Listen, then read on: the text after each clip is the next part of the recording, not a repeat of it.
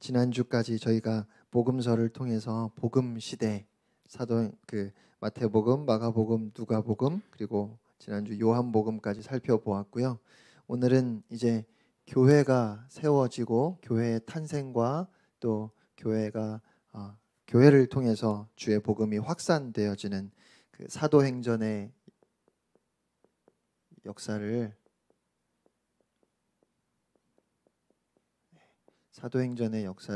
저희가 함께 한번 살펴보려고 합니다. 사도행전은 누가 기록했죠? 네, 누가가 기록했습니다.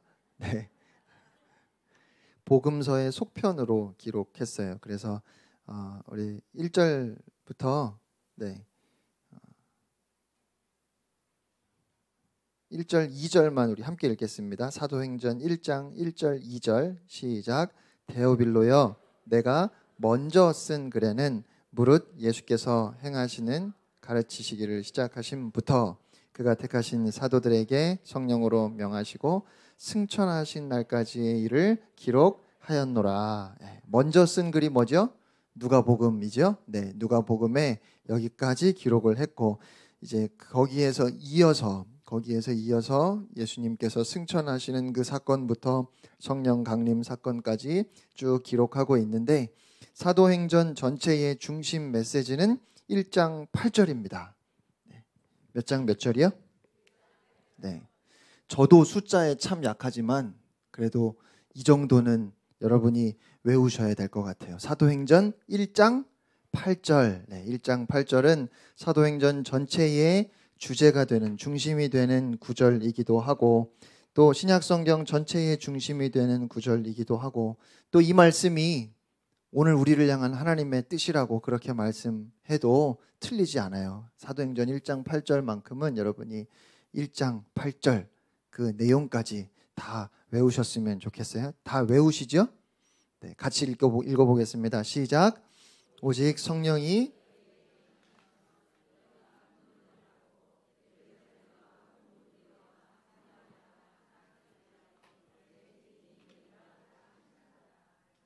아멘. 네.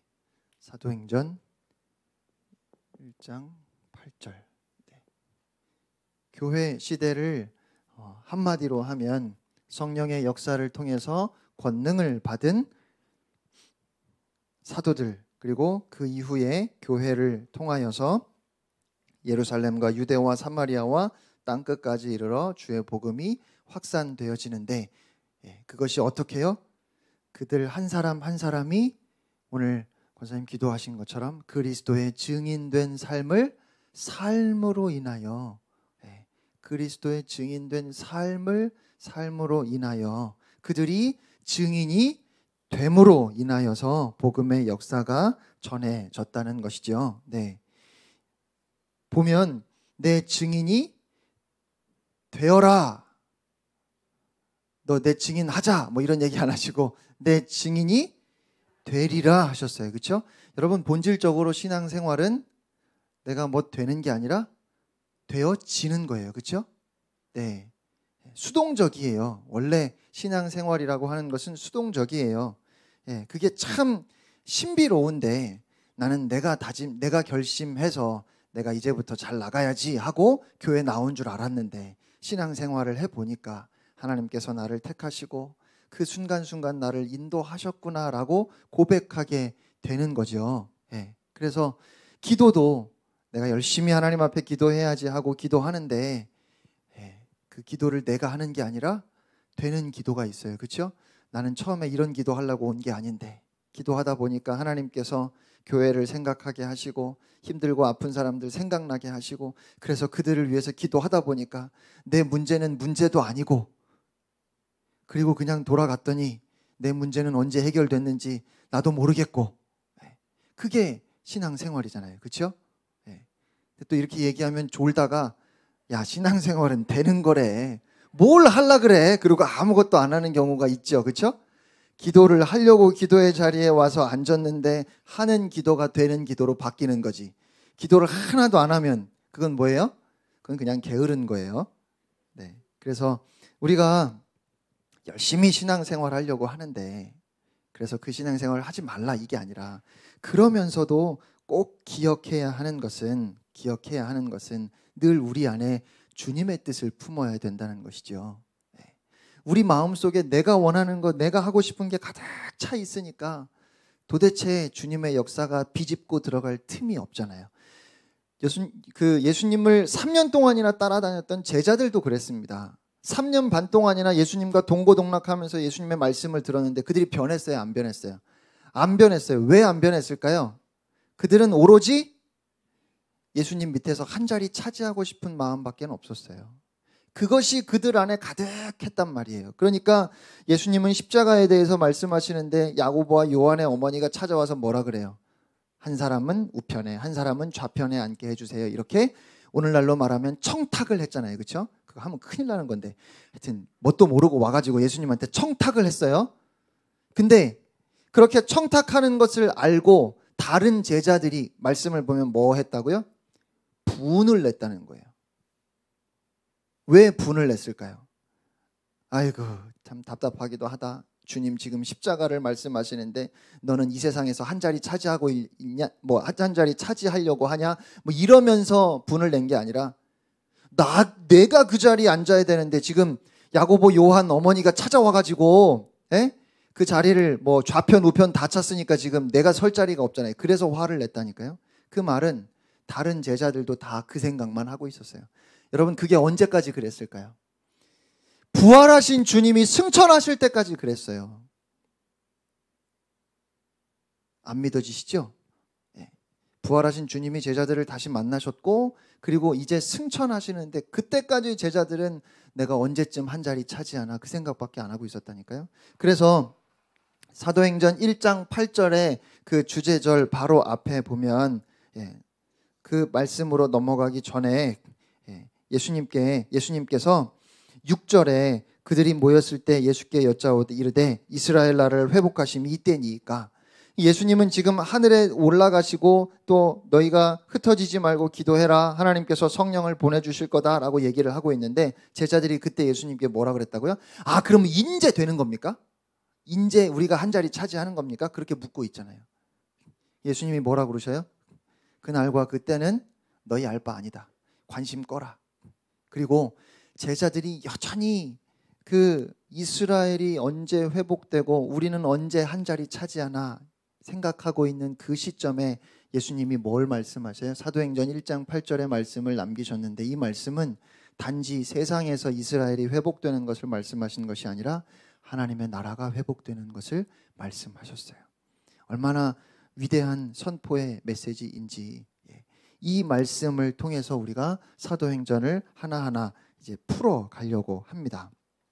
혹시 오늘 우리도 그런 마음으로 예수님 믿는 건 아닌지 한번 돌아보았으면 좋겠어요. 물론 여러분 중에 내가 예수님 옆에서 한 자리 차지할 거라고 그런 마음을 품고 계시는 분은 한 분도 안 계시겠지만, 한 분도 안 계시겠지만, 예수 믿어서 부자 돼야지, 예수 잘 믿어서 자녀들 좋은 대학 가고, 예수 잘 믿어서 내가 성공하고 내가 형통하기를 원한다면 야고보와 요한이 예수님 좌우편에 서려고 했던 것과 조금도 다르지 않을 거예요.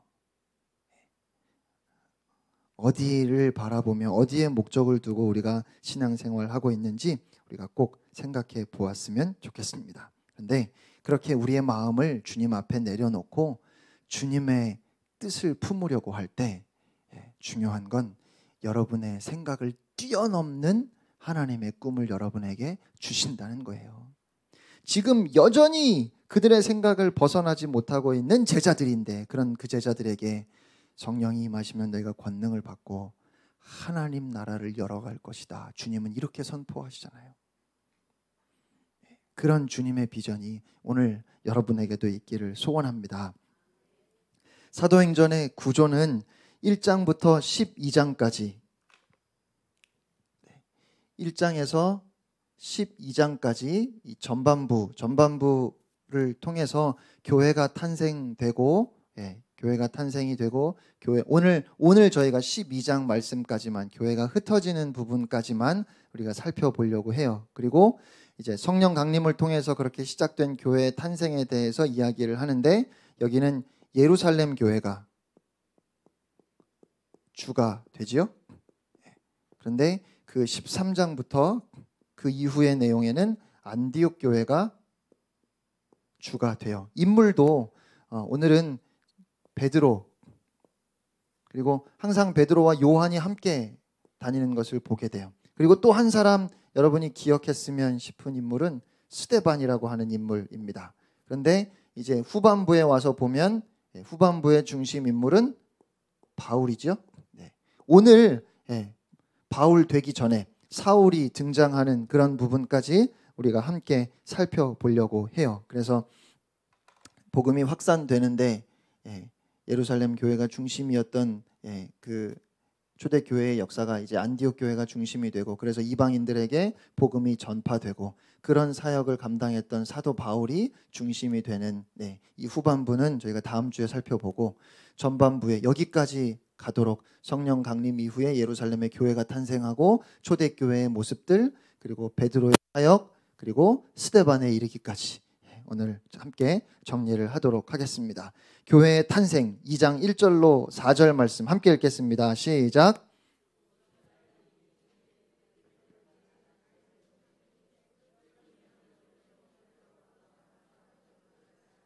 그들이 앉은 온 집에 가득하며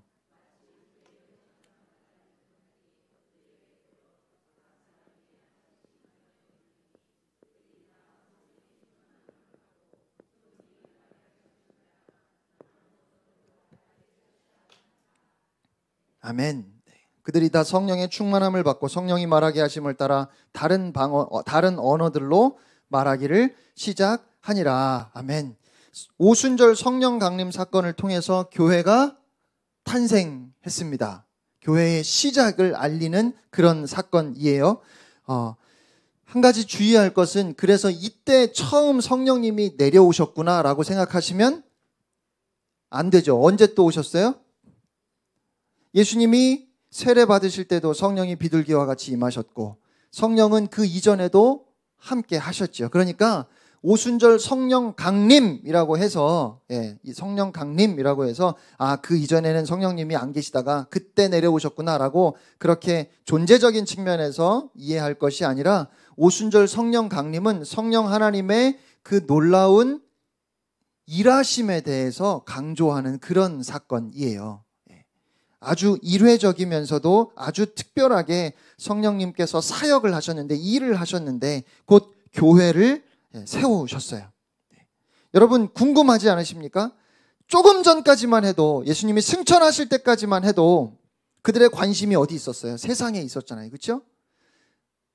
예루살렘이 언제 회복될 것이며 내가 언제쯤 한 자리 차지할까, 이것만 생각하고 있었고, 예수님이 십자가에 달려 죽으실 때 다 뿔뿔이 흩어져서 도망쳤던 겁이 많은 제자들이었는데, 그런데 도대체 어떻게 갑자기 사람이 이렇게 확 변해가지고는 두려운 것도 없고 무서운 것도 없고 목숨 내어놓고 예수가 그리스도라고 증거하며 다닐 수 있었을까? 그게 누구의 역사라는 거예요? 성령님의 역사라는 거예요.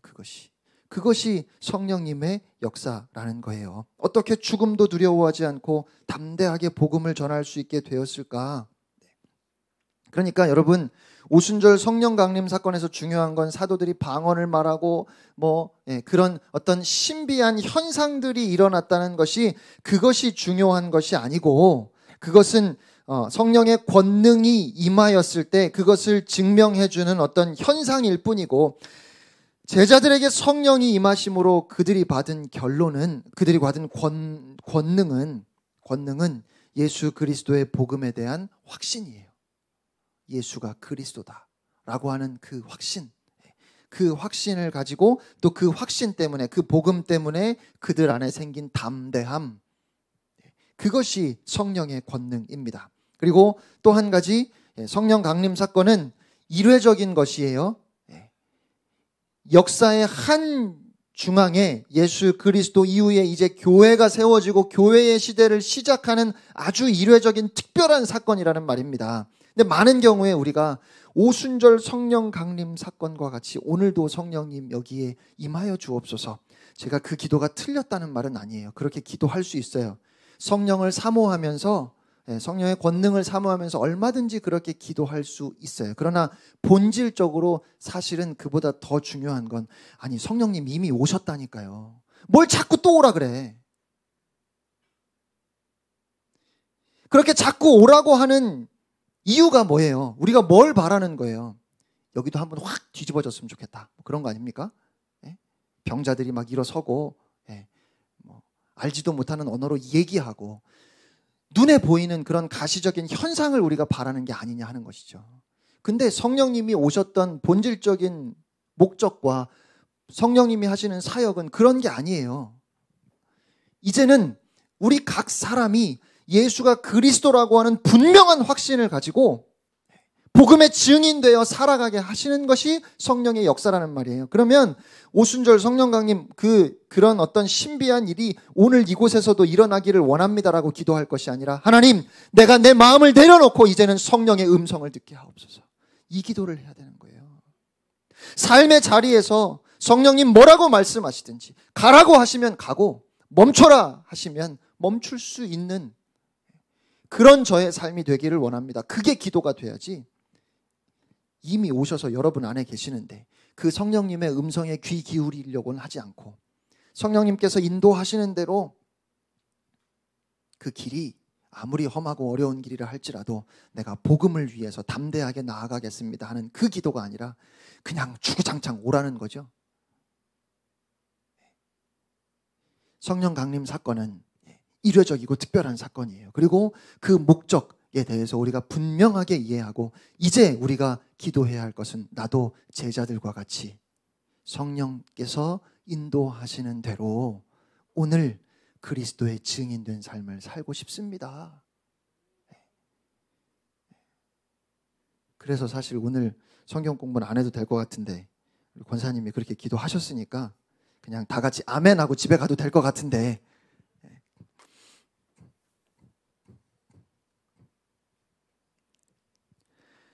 성령의 임하심을 통해서 그렇게 교회가 시작되었고 이제 베드로가 사람들이 모여서 이게 도대체 무슨 일이냐 하고 궁금해하는 사람들 앞에 베드로가 누군가 한 사람은 일어나서 말해야 되지 않겠습니까? 역시 베드로 형님은 우리를 실망시키지 않아요. 그렇죠? 그 많은 일을 겪었지만 그럼에도 불구하고 또 그 자리에서 일어서서 이야기하는 베드로의 설교가 2장 쭉 기록되어져 있는데 22절, 23절 그리고 우리가 32절, 33절 이어서 함께 읽겠습니다. 시작. 이스라엘 사람들아 이 말을 들으라. 너희도 아는 바와 같이 하나님께서 나사렛 예수로 큰 권능과 기사와 표적을 너희 가운데 베푸사 너희 앞에 그를 증언하셨느니라. 그가 하나님께서 정하신 뜻과 미리 아신 대로 내준 바 되었거늘 너희가 법 없는 자들의 손을 빌려 못 박아 죽였으나 이 예수를 하나님이 살리신지라 우리가 다 이 일의 증인이로다. 하나님이 오른손으로 예수를 높이심에 그가 약속하신 성령을 아버지께 받아서 너희가 보고 듣는 이것을 부어 주셨느니라. 아멘. 아멘. 네. 베드로의 설교는 한마디로 말하면 너희가 죽인 예수가 메시아다 이런 얘기예요.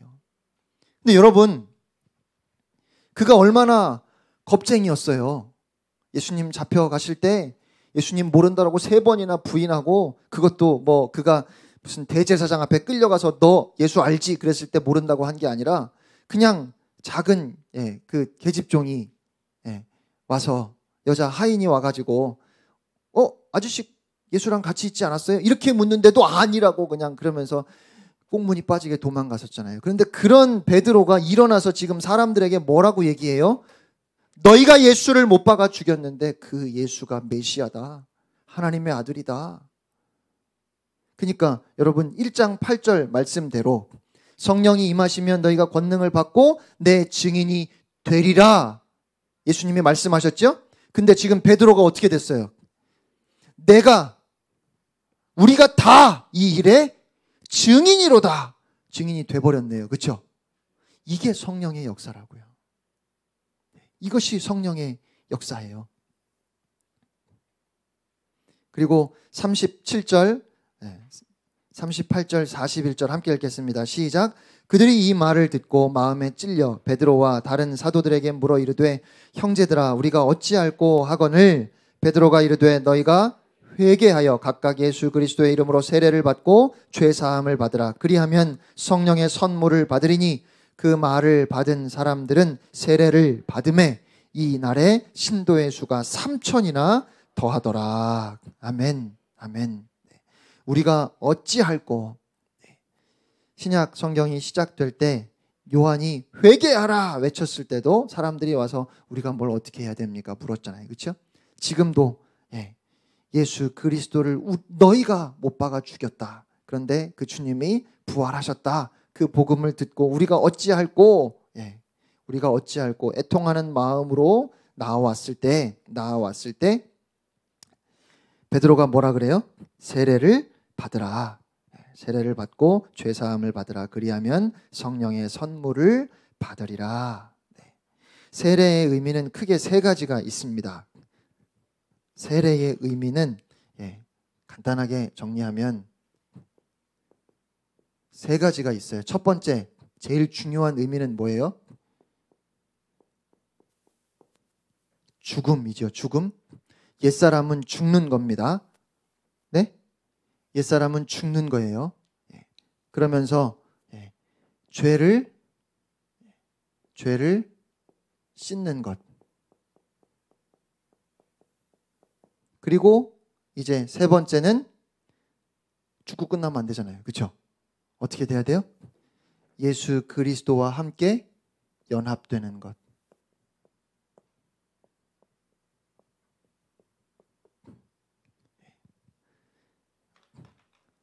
세례 받음으로 그래서 물속에 푹 잠그잖아요. 우리가 요즘은 그냥 양례로 하지만 물속에 푹 들어가서 옛사람은 이제 죽었고 죄 씻음 받았고 이제 나는 예수 그리스도로 사는 그리스도인입니다. 새롭게 주님과 연합되는 것, 그것이 바로 세례의 의미입니다. 교회의 탄생은 은혜의 현장이었어요. 예수님을 십자가에 못 박으라고 소리쳤던 사람들, 아마 그곳에 예수님의 죽음에 직접적으로 가담했던 사람들도 있었을 거예요. 그런데 그들이 회개하고 이제 성령을 받았어요. 그런데 아마도 제가 생각하기에 가장 큰 은혜와 감동을 경험한 사람이 있었다면 저는 베드로였을 것 같아요.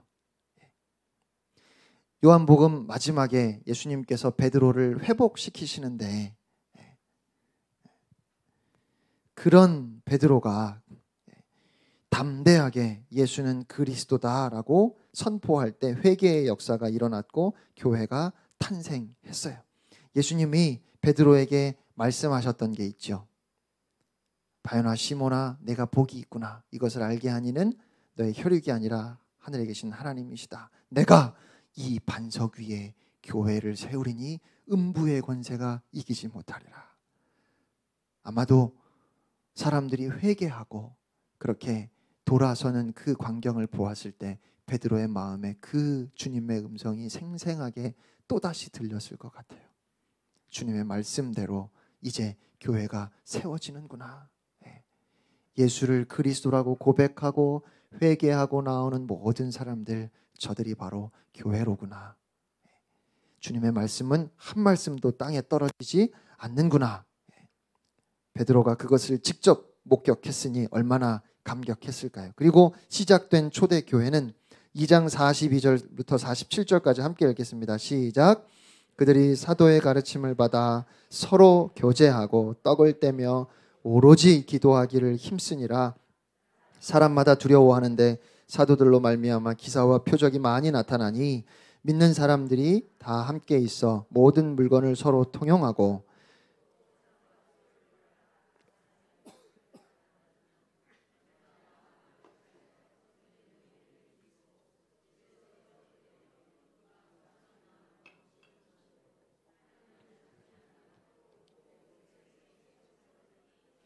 주께서 구원받는 사람을 날마다 더하게 하시니라. 아멘. 주께서 구원받는 사람을 날마다 더하게 하시니라. 이건 누구의 역할이에요? 주님께서 하시는 일이죠? 그렇죠? 네. 그러면 교회가 해야 되는 일은 뭡니까? 그 앞에 있는 모습이 교회의 모습인 거죠. 그렇죠? 그러면 하나님을 찬미하고 온 백성에게 칭찬을 받으니 교회는 세상으로부터 칭송을 받아야 맞는 거예요. 그렇죠? 날마다 마음을 같이하여 모이기를 힘쓰고 떡을 떼며 기쁨과 순전한 마음으로 음식을 먹고 성도의 교제지요. 날마다 마음을 같이하여 모이기를 힘쓰고 떡을 떼며 서로 나누어 주며 기쁨과 순전한 마음으로 음식을 먹고 재산과 소유를 팔아 각 사람의 필요를 따라 나눠주며 네 거 내 것도 없었다는 거예요. 믿는 사람이 다 함께 있어서 모든 물건을 서로 통용하고 사도들로 말미암아 기사와 표적이 나타나고 이것을 42절에서 먼저 정리하고 있죠. 사도들의 가르침을 받아 서로 교제하고 떡을 떼며 오로지 기도하기를 힘쓰니라. 이렇게 하면 하나님께서 어떻게 하신다고요? 구원받는 사람을 날마다 더하게 하신다고요. 우리는 앞에 건 안 하고 그냥 교회만 부흥하게 해달라고 그렇게 기도하고 있잖아요. 그래서 제가 우리 교회 부흥하게 해달라는 기도를 잘 안 하는 이유가 순서가 그게 아니구나. 우리 교회가 기도에 힘쓰는 교회 되게 하시고 우리 교회가 서로 교제하며 떡을 떼는 교회 되게 하시고 이웃의 아픔을 외면하지 않는 교회가 되게 하시고 그렇게 우리 교회의 본질이 살아나면 그러면 하나님께서 날마다 믿는 자의 수를 더해가게 하시는 겁니다. 그걸 목표로 삼고 교회의 성장이나 교회의 수가 많아지는 것을 목표로 삼고 그걸 위해서 달려가는 게 아니고요. 방향이 틀렸잖아요. 방향은 우리 교회는 교회의 본질, 교회의 생명력, 교회에 주신 사명에 대해서 주의하고 집중하고 그 일을 우리 안에서 이룰 수 있도록 열심히 달려가는 것이고 그러면 교회가 더 커지고 작아지고 하는 건 누가 하시는 거라고요? 하나님이 하시는 거예요. 하나님의 뜻 안에서 하나님이 원하시는 대로 거기다 우리의 소원을 두면 저는 안 된다고 생각해요. 우리 교회 1000명 되게 해주세요. 10,000명 되게 해주세요. 저는 그래요. 제가 틀릴 수도 있지만 저는 그건 제가 할 기도는 아닌 것 같고 저는 우리 교회가 세상으로부터 칭찬받는 교회 되게 해주세요. 또 그렇게 되기 위해서 우리가 애를 쓰면 그러면 하나님께서 하나님의 나라를 이루어 가시는 겁니다. 그게 초대교회를 통해서 우리가 바라보게 되는 교훈인 것 같아요. 그렇게 교회가 탄생했고요. 3장에서 7장까지는 그렇게 탄생한 교회가 이제 어떻게 되죠? 성장하게 됩니다.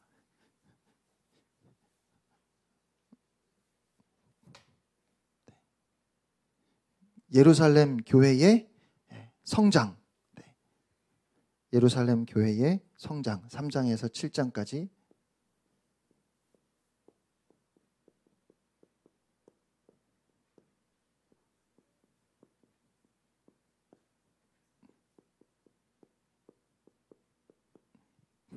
그러면서 초대교회에 있었던 몇 가지 사건들을 우리에게 소개하는데 베드로와 요한이 걷지 못하는 자를 일으켰던 사건 그리고 그 사건으로 인해서 베드로와 요한이 공회 앞에 서게 되었지요. 4장 6절부터 보면 대제사장 안나스와 가야바와 요한과 알렉산더와 및 대제사장의 문중이 다 참여하여 이 사람들이 어떤 사람들입니까? 예수님 붙잡아다가 십자가에 못 박은 사람들이잖아요. 사도들을 가운데 세우고 묻되 너희가 무슨 권세와 누구의 이름으로 이 일을 행하였느냐? 12절 함께 읽겠습니다. 시작. 다른 이로서는 구원을 받을 수 없나니 천하 사람 중에 구원을 받을 만한 다른 이름을 우리에게 주신 일이 없음이라 하였더라. 그러니까 여러분 베드로가 얼마나 바뀌어졌어요. 대제사장 앞에 섰는데 얼마나 담대한지 몰라요. 그리고 그렇게 증인된 모습을 우리에게 보여주고 있고 한 가지 사건이 거기에 딱 삽입되어져 있는데 아나니아와 삽비라 라고 하는 이 사건은 우리가 쉽게 이해하기는 어려운 그런 사건이에요. 그래서 설명하려면 좀 오랜 시간이 드는데, 그런데 제가 구구절절히 설명은 하지 않고 간단하게 말씀을 드리면 4장 마지막에 보면 바나바라고 하는 사람이 밭을 팔아서 사도들의 발 앞에 두었어요. 그런데 그것을 보고 질투가 났는지 누가 시키지도 않았는데 아나니아와 삽비라가 자기의 소유를 그들도 팔았어요. 팔긴 팔았는데 아까웠는지 일부를 숨기고 나머지를 사도들의 발 앞에 가져와서 바쳤습니다. 이 말씀을 가지고 전부 바쳐야지 숨겨두면 안 된다고 이런 얘기해도 그건 아닌 거예요. 이 말씀은 그런 의미를 지금 얘기하고 있는 게 아닙니다. 사도들을 속이고, 그러니까 나아가서 하나님을 속이고 하나님께서 그걸 다 가져오라고 하신 것도 아니고 그거 꼭 다 가져와야 되는 것도 아닌데 그들이 하나님을 속이려고 했던 것. 그러니까 얼마나 많이 바치느냐가 중요한 게 아니라 하나님께서 원하시는 것은 정직한 것, 순결한 것. 하나님 앞에서 우리가 바른 삶을 살아가는 것을 원하시는데, 그런데 지금 아나니아와 삽비라는 초대교회 당시에 이런 일이 있었다는 것을 우리에게 또한 보여주고 있어요. 다른 기회에 제가 이 본문을 가지고 설교할 수 있게 되면 그러면 한번 자세하게 살펴볼 수 있게 하겠습니다. 사도들의 기적 행함과 핍박받음. 그러나 그럼에도 불구하고 교회가 계속해서 성장하게 되는데, 그러니까 예루살렘 교회의 성장 이렇게 써놓고 날마다 잔치하고 신나게 크더라 이런 얘기가 아니라 지금 그 성장하는 부분에 대해서 얘기할 때는 사도들이 핍박받고 박해받았다는 것을 이야기해요.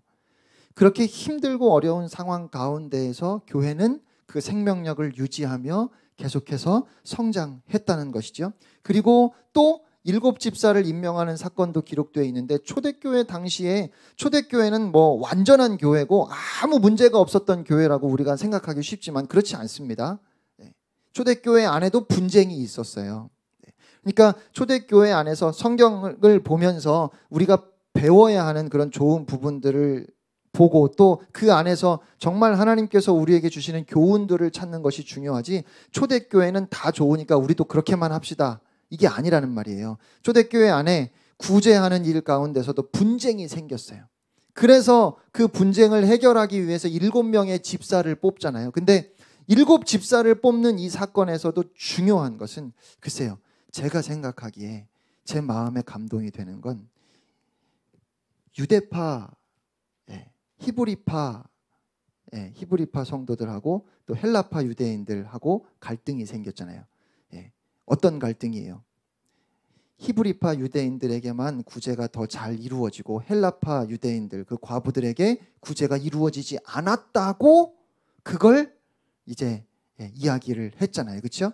그래서 사도들이 집사를 세우고 그들로 하여금 이 일을 담당하게 하고 우리는 말씀과 기도에 전념하리라 하는데 7명을 세우잖아요. 그 7명이 전부 다 헬라파 유대인들이에요. 그러니까 교회 안에 분쟁이 있기는 했어요. 그런데 그 안에서 누구도 자기가 힘을 갖겠다고 했던 사람은 없었다는 거예요. 누가 다수입니까? 히브리파 유대인들이 훨씬 더 많아요. 그들이 절대 다수예요. 그런데 7명의 집사를 세우는데 그 집사들이 다 헬라파 유대인들 중에 세워졌어요. 왜냐하면 그 집사들의 이름이 다 헬라식 이름이에요. 여러분은 영어식 이름 없죠?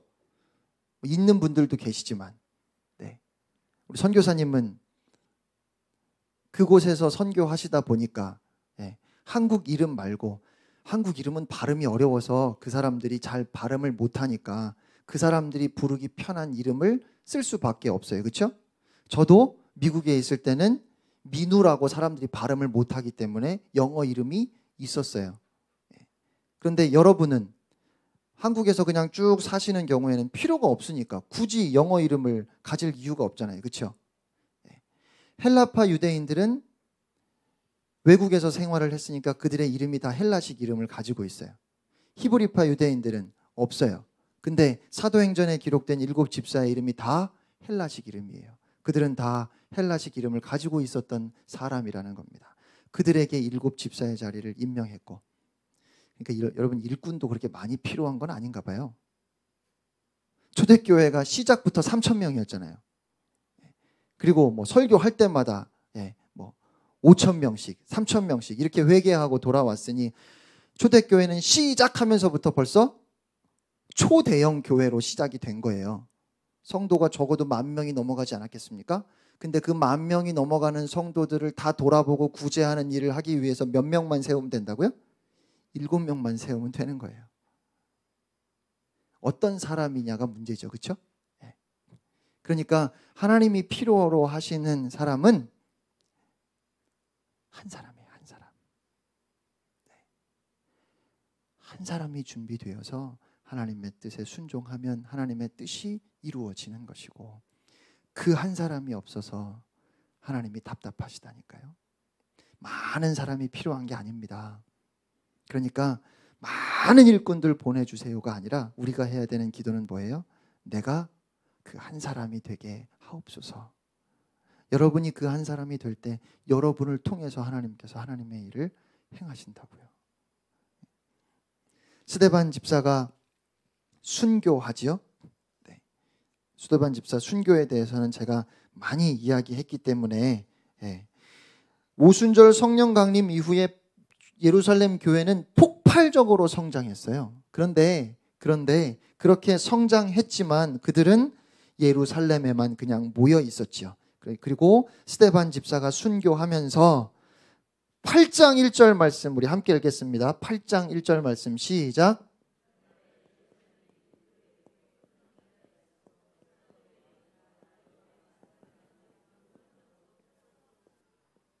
네. 그날에 여러분 8장 1절은 1장 8절만큼 중요합니다. 몇 장 몇 절이요?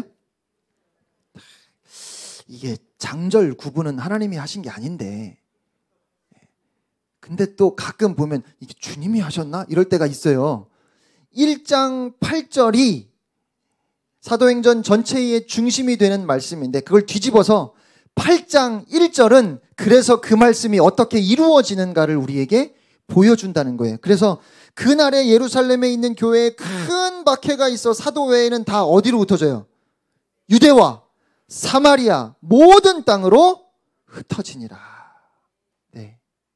1장 8절의 말씀이 어떻게 이루어지는가가 8장 1절에 기록되어져 있다는 거예요. 그러니까 여러분, 성령의 권능이 임하면 기적이 일어나고 방언하고 막 사람이 막 획가닥 변하고 이런 게 성령의 권능의 결과가 아니라 성령의 권능의 결과는 사람들로 하여금 복음의 증인으로 순종해서 성령의 뜻을 이루도록 하는 것인데, 그들은 핍박을 받고 조록을 당하고 옥에 갇히기도 하고 죽임을 당하기도 했습니다. 그런데 성경은 그것을 가리켜서 성령의 권능이라고 말한다는 거예요. 성령의 권능이 우리 교회에 임하시면 우리 교회가 1,000명이 되고 2,000명이 되고, 우리는 여전히 거기에 생각이 자꾸만 갇혀 있는 것 같아요. 그런데 사도행전에서 보여주는 성령의 권능은 그게 아니에요.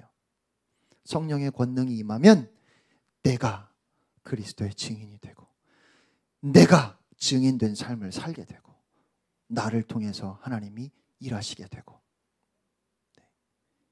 교회가 훨씬 지금보다, 여러분 성령의 권능이 우리 교회에 임하시면 우리 교회가 지금보다 훨씬 더 힘들어질 수도 있어요. 사람들 삶에 고난이, 고통이 계속해서 꼬리에 꼬리를 물고 임할 수도 있는 거예요. 이러니 우리 교회에 누가 오겠냐고요.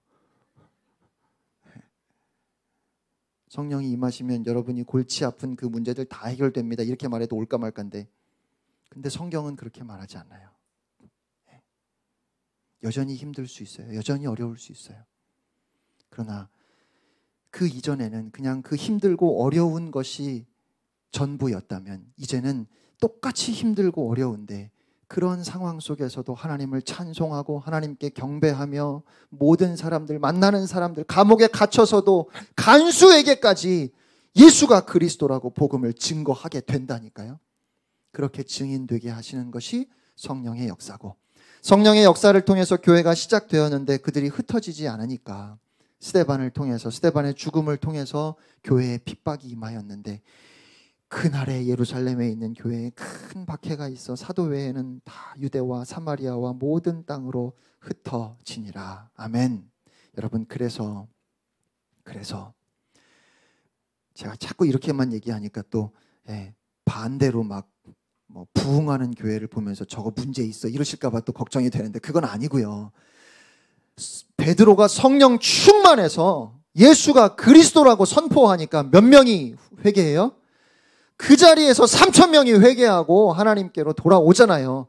그것도 성령의 역사고, 그런데 그것만 성령의 역사는 아니고, 스데반이 성령이 충만해서 설교했는데 돌에 맞아 죽었잖아요. 그런데 그것도 성령의 역사라는 말입니다.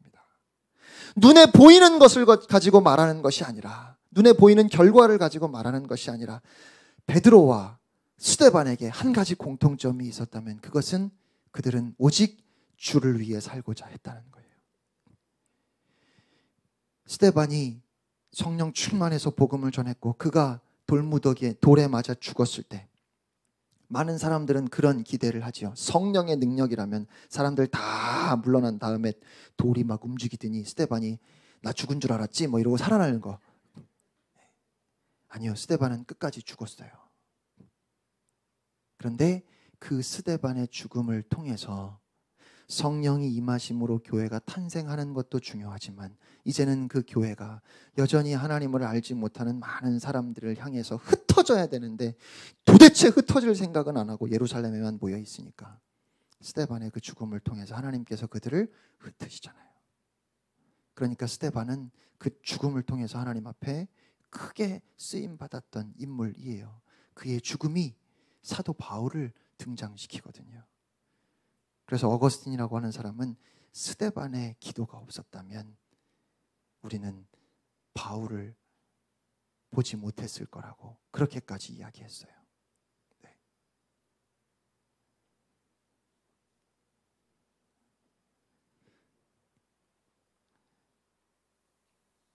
그 흩어지는 교회를 통해서 이제는 복음이 사마리아에 전해지고, 스데반의 죽음이 사울이라고 하는 사람을 등장시키는데, 오늘 사울의 회심까지만 우리가 함께 살펴보려고 하는데요.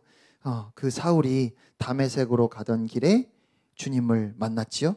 주여 누구시니까? 어떤 신학자는 인류 역사상 가장 위대한 질문이 바로 이 질문이다. 예수 그리스도를 만난 사울이 주여 누구십니까? 라고 물었는데, 이것이 가장 위대한 질문이라고 했어요. 주여 누구십니까? 그렇죠? 여러분, 우리가 복음서를 통해서 계속해서 그것을 보려고 했잖아요.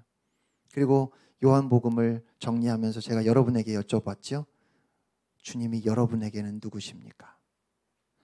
예수 그리스도가 누구신가 하는 것을 아는 것이 우리의 삶에 있어서 가장 본질적인 질문이고, 예수님을 만난 후에 이제 내가 어떻게 해야 합니까? 라고 22장 10절에 가서 보면 사도 바울이 두 번째 질문을 하는데, 주님 내가 무엇을 해야 할까요? 라고 되어 있어요. 그런데 여러분, 그 두 가지 말씀이 오늘 우리도 꼭 기억해야 하는, 주님 누구십니까? 예수 그리스도가 누구신지를 알 때 내가 누구이구나 하는 것을 깨닫게 되고요. 그 후에 우리가 할 수 있는 질문은 딱 하나예요. 뭐예요? 주여 내가 무엇을 하리이까? 아나니아라고 하는 그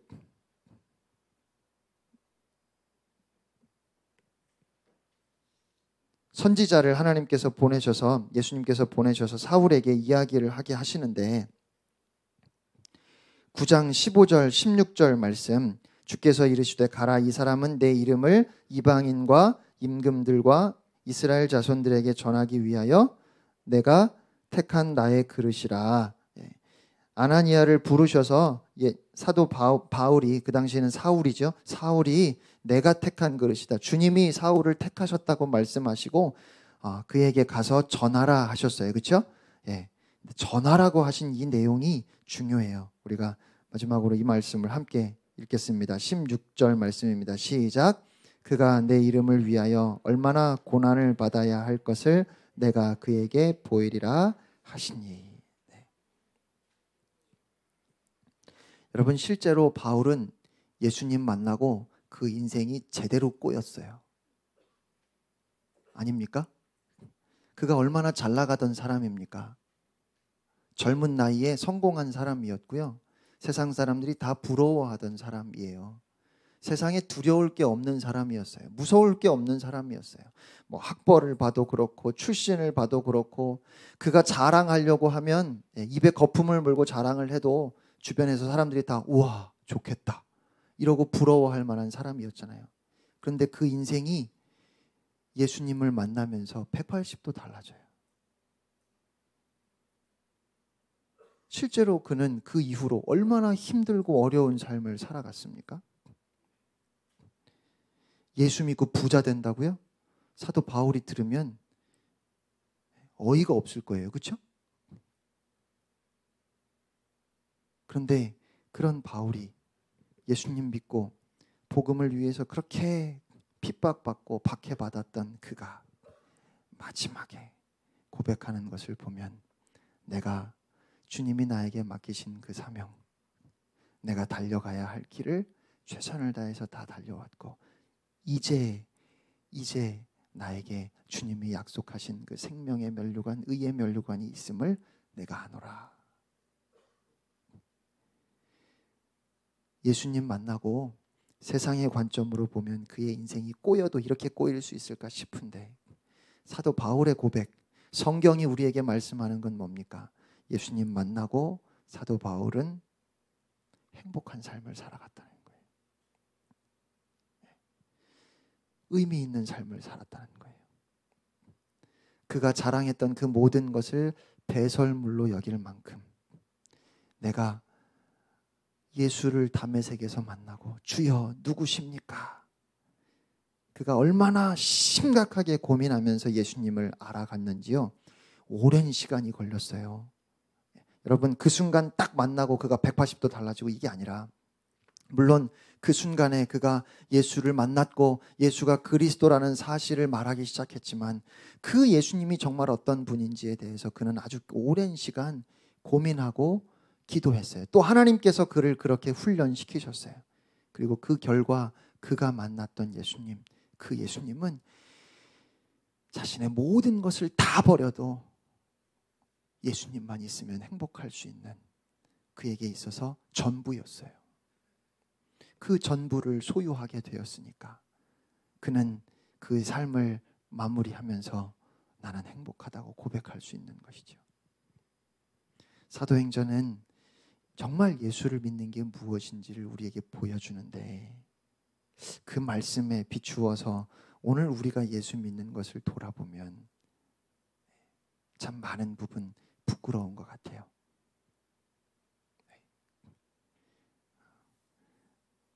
이번 한 주간도 여러분이 사도행전 말씀을 읽으시면서 한 구절 한 구절을 깊이 묵상하는 중에 초대교회 성도들은 과연 어떤 마음으로 어떻게 예수 그리스도를 향한 신앙을 고백하고 또 그들이 함께 교회를 이루고 신앙생활을 했을까? 우리가 교회로 모이는 것하고 초대교회 성도들이 모이는 것하고 어떤 부분이 다른지, 그러면 우리가 어떤 부분을 또한 바꿔야 하는지, 또 어떤 기도를 우리가 하나님 앞에 드리고 우리 교회를 위해서, 우리 서로를 위해서 우리가 얼마나 어떻게 또 기도해야 하는지, 그 말씀을 통해서 여러분이 깨달으실 수 있기를 축복하고, 또 그런 깨달음 속에서 여러분의 삶 가운데 정말 그리스도의 증인 되어서 주변의 사람들이 여러분에게 그 이유를 묻게 될 수 있기를 원합니다. 왜 여러분이 그렇게 살아가는지, 쥐뿔도 없는데 뭐가 그렇게 좋은지, 그것을 세상 사람들이 우리를 찾아와서 물어볼 수 있으면 좋겠어요. 기도하겠습니다.